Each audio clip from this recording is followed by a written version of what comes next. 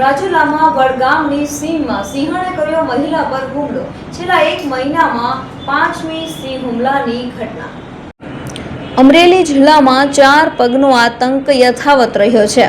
હજુ તો ખાંભાના ચતુરી ગામમાં બાળક પરના સિંહણના હુમલાની સ્યાહી સુકાઈ નથી, ત્યાં જ રાજુલાના વડગામની સીમમાં સિંહણે મહિલા પર હુમલો કર્યો હતો. વડગામના દિનેશભાઈ ડાભિયાની વાડીમાં અચાનક સિંહણ આવી ચડી હતી અને સિંહણે મહિલા પર હુમલો કર્યો હતો. સિંહણે મહિલાના પગના ભાગે ઈજાઓ કરી હતી. ઈજાગ્રસ્ત મહિલાને તાત્કાલિક રાજુલા સારવારમાં ખસેડાઈ હતી. છેલ્લા 1 મહિનામાં 5મી સિંહ હુમલાની ઘટના અમરેલી જિલ્લામાં ઘટી છે.